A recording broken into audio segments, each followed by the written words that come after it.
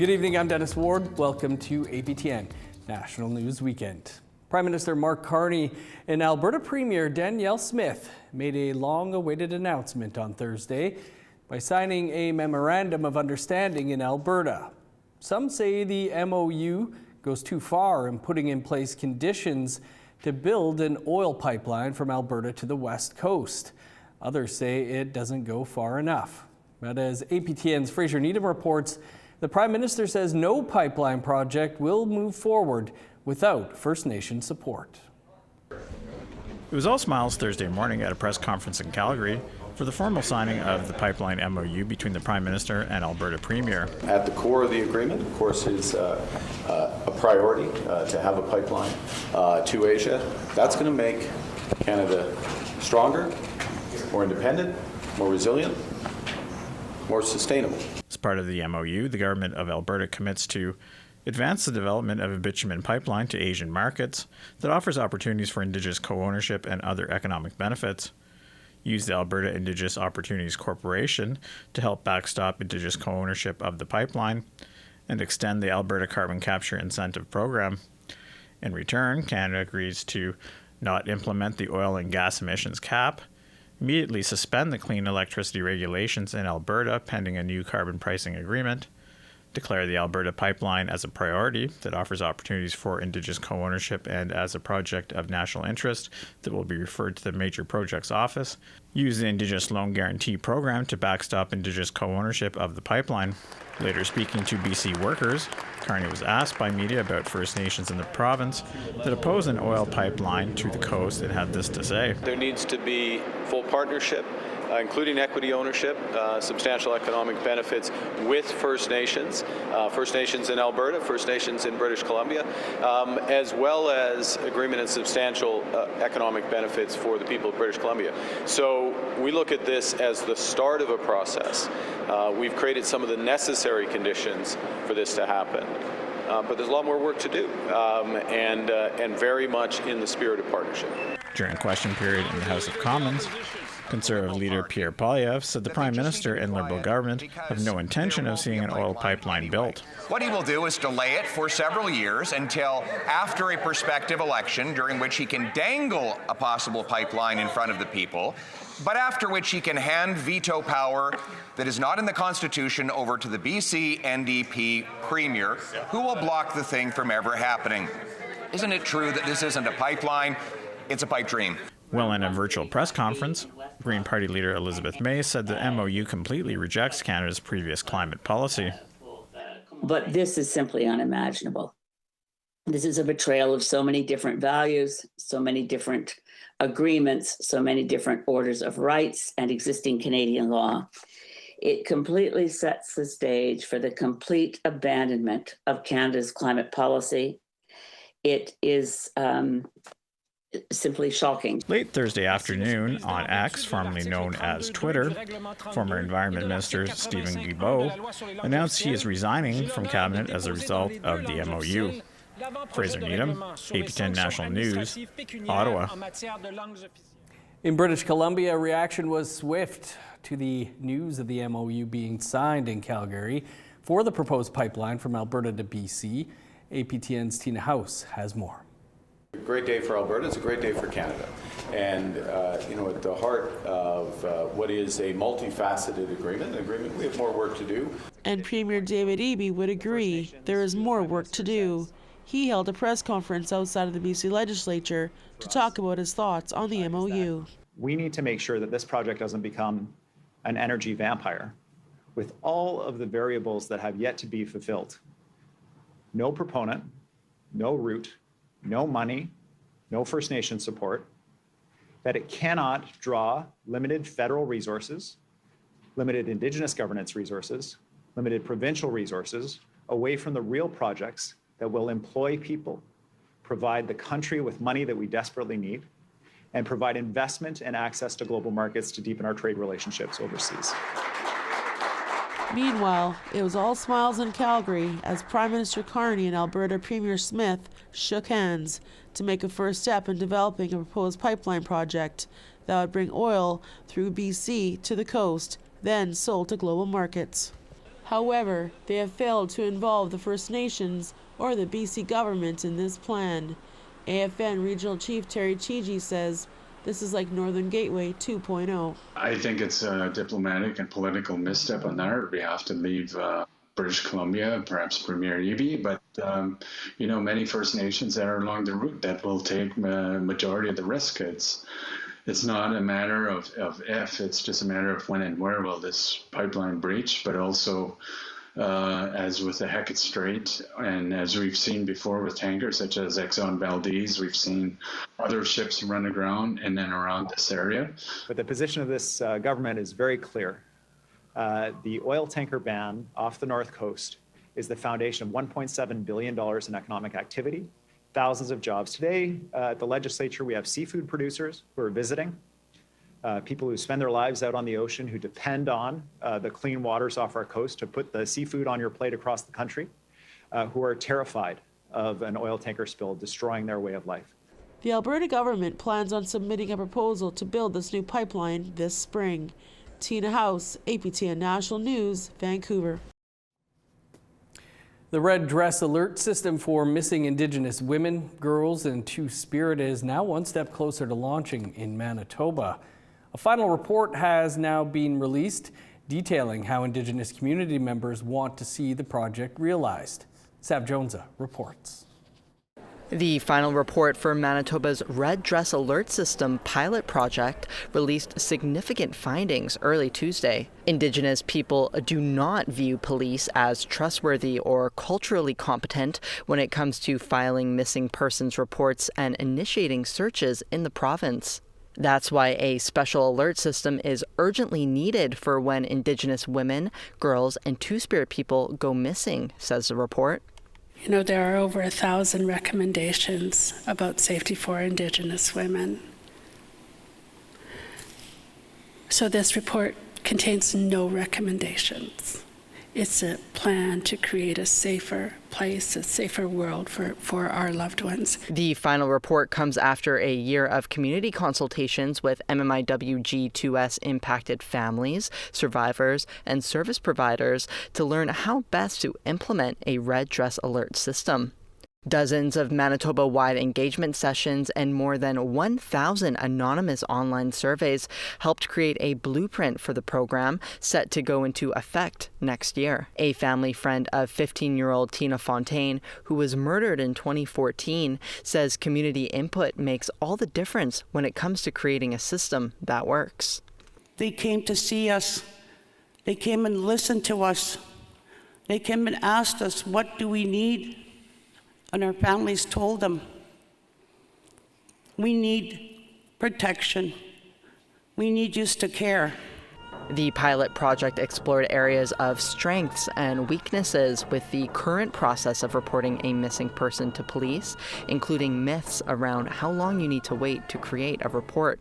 It was found an Indigenous-led 24/7 call system is necessary, with an option for those at high risk to voluntarily share their information in case they go missing. The Red Dress Alert System will coordinate with police and other organizations and issue public alerts through channels like social media, billboards, and phone alerts.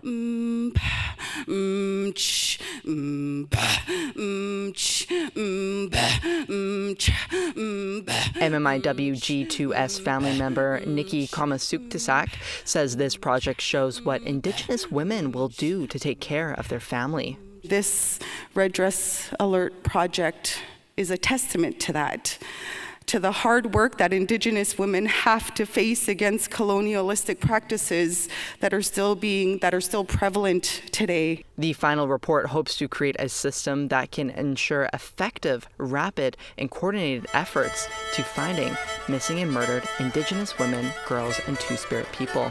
Sav Jonesa, APTN National News, Winnipeg. Time for a quick break, and then we'll tell you about two different chefs serving up dishes for a cause. Stick around.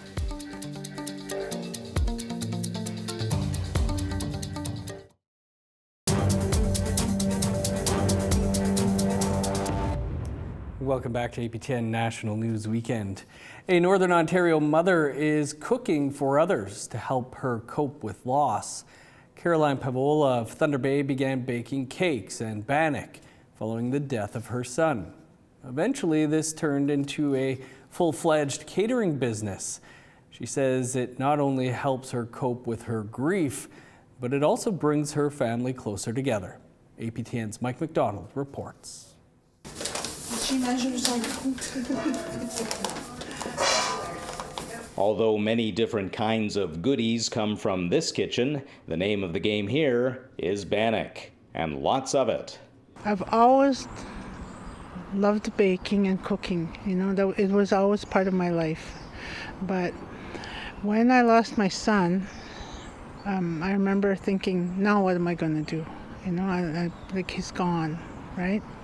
So, and then I just had this thought, I'm gonna open a business and I'm gonna start baking. Caroline Pavola says it was during a family movie night that she came up with a name for her business, which is a twist on the famous Toy Story line, To Infinity and Beyond, spoken by the Buzz Lightyear character. Cookums bannock and beyond, and I was holding a big bannock going like that, like I was just being silly, and that's how our family is too. We're really silly, and my niece Angel was taking pictures, and yeah, that's how we came up with the name. Pavola operates the business from her home so she can be close to her family even when she's working. I stay home because whatever income I have goes back to them, you know. It helped my daughter get her nursing degree, helps my granddaughter get her nursing degree right now, and then I pay for all the hockey stuff, you know, all the boys are in hockey, even baby plays hockey out here. Yeah, so I pay for that. Just anything that they need, that's what I use my little business for. Although the business provides Pavola with a sense of purpose, she still grieves, even more so with the loss of yet another family member since she started her business. I don't know, I just miss him so much still, and then on top of that, losing his brother, like my son, that's whose kids I have, I'm raising them now. But Pavola keeps going, working for a brighter future for her surviving children and grandchildren. I decided I'm going to do this. I need to do something. I can't just sit here because I have to provide for my family, you know, and I have to go on. Pavola says addiction and mental health struggles have put her family through a lot, and she would like to see more support made available for people who are struggling. Until then, she's calling on everyone to be kinder to one another. Mike McDonald, APTN National News, Thunder Bay. An award-winning Haudenosaunee chef in Ottawa has been educating people on Indigenous history and culture by incorporating tradition into fine dining. APTN's Nungonske Rose Jacobs has the story. Right now, there are many great chefs across this country that are making their own seat at the table, and we're looking at each other from across the way and smiling and recognizing that we're here to work together. We all have very similar messages in what we're trying to do and promote and what we're trying to showcase with our food. The stories we're trying to tell about our community, our history, and the pride that comes with that. Chris Commandant is doing just that as a sous chef at the One Elgin restaurant at the National Arts Centre in downtown Ottawa. At the NAC, not only can you enjoy an upscale dining experience, but you can find theater performances, dance, orchestras, and community events. Chris is from Watam Mohawks First Nation, north of Barrie, Ontario, where he grew up, learning to take just enough to sustain yourself, but to always leave some for the next generation. That lesson remains important to him today. For some chefs, a nostalgic childhood meal have driven their passion, but for Chris, his inspiration came from something else. So food to me, I never wanted to be hungry. That's it. I find that there's a stigma behind chefs getting in for these massive and grandiose ideas about, oh, grandma did this or mom did that. I just wanted to always be prepared to feed myself and be capable of sustaining myself when I needed to. There's a love of food too. Over the last 25 years, the Le Cordon Bleu graduate has worked for prestigious restaurants across Ontario, but has been a chef here for 5 years. He says his knowledge of the land and respect for its resources are what makes his dishes so special. Each of his plates tells a story and honors tradition, like this one he calls the duck's home. Every ingredient added represents its habitat and what it eats. And then we're going to put the duck right in its natural territory. We're going to give him a little bit of his natural straw and hay as if he was hiding in the reeds. The dish is not only inspired from Chris's Haudenosaunee roots, but from cultures all over the world. The inspiration is being inspired by Japanese culture as well too, and their use of ingredients and cooking techniques. Chris is not only making change through his cooking, but by volunteer teaching at various schools in Ottawa. He says there are more spaces being made for Indigenous voices at institutions like the NAC, where he says his work is valued and he's encouraged to thrive. He calls it a step in reconciliation. I hope that they look at what I'm doing now and understand that it's okay to love your food. It's okay to be Indigenous. It's okay to be proud of being Indigenous. Chris is making an impact, not only within the community, but by being recognized for his influential work in the culinary industry. He was just featured on the cover of Menu magazine's fall issue for winning the 2025 Restaurants Canada Culinary Award. It's a defining moment in my career and something that I won't forget. I know that when I looked at it, I was like, wow. Look at that, I actually clean up well. Chef Chris is proud, not just for the recognition, but for using his voice as a recipe for change. I think the biggest message that I'm trying to put and convey with people is that Indigenous food has been here forever. It's not a trend, it's not a fad. It's something that has been here since the dawn of time and deserves a rightful space. And there you are. Thank you so much. Appetit, enjoy. Thank you. For Chris, it's not just about creating a tasty meal, but it's about preserving stories for future generations to come. Nagonska Rose Jacobs, APTN National News, Ottawa.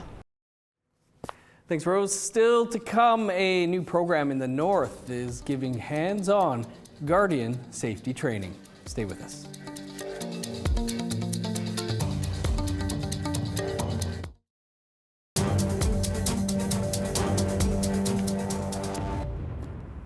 Welcome back to APTN National News Weekend. They are the ears and eyes of rural and remote Yukon communities, trained to help in situations ranging from medical emergencies to loose dogs and even search and rescue. They're called Community Safety Guardians, and they can be found in communities across the territory. Now, a new program at Yukon University is giving Indigenous peoples intensive hands-on safety guardian training. APTN's Sarah Connors got a first-hand look at the new program.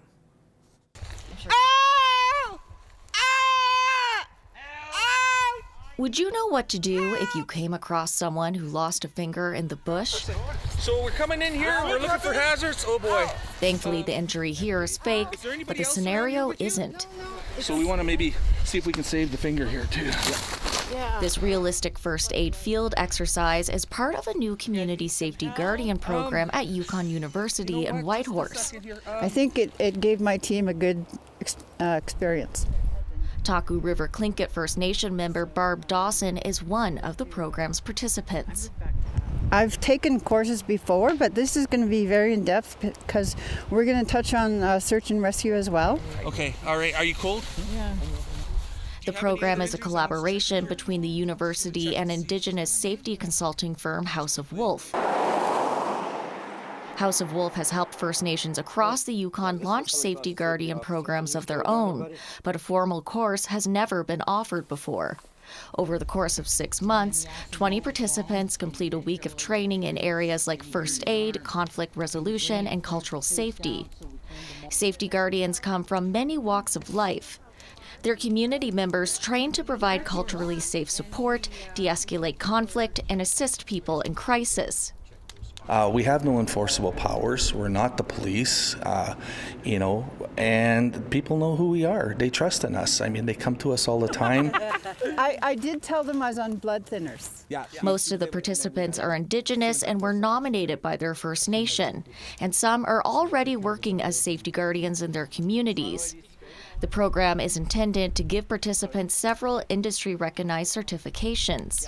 We're really a leader, and the work with the House of Wolf in creating a comprehensive, robust, accreditable program.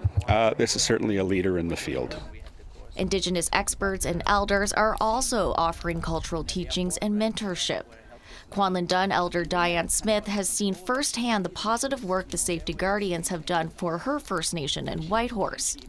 But they are really made a difference in our community. Like, you feel safe, you can walk around, and there's, like, when you phone them for help, they're there. And they listen to the citizens of how they need help. For Dawson, community safety is about building trust. I think just having your own community member there and having a little more confidence that you know them, that they'll not be so hard and just be more supportive. Sarah Connors, APTN National News, Whitehorse. A museum in Toronto has reopened its doors after undergoing 16 months of renovations. It's a fresh new look that offers space to house Indigenous ceramic artworks. Here's APTN's Annette Francis with that story. The Gardner Museum is located in downtown Toronto. The main floor was closed due to the major overhaul.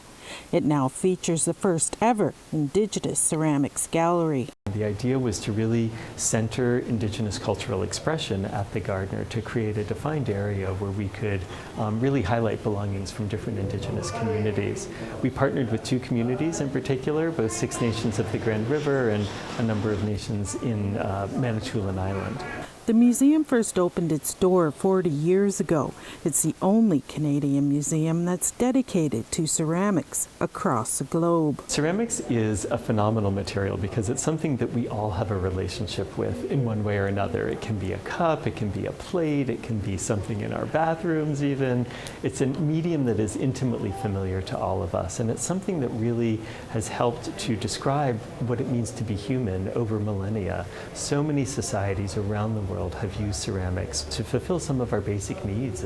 According to Chief Curator Sequoia Miller, the $15 million transformation has been a hit with the public. We've been able to put on view so many more ceramics than we have in the past, both within our permanent collection galleries and also with our open collection display cases in various parts of the museum. In this Indigenous gallery, we've brought in a number of belongings that have been loaned to us by individuals, by families, by institutions, so we're also able to bring in entirely new types of work into the museum.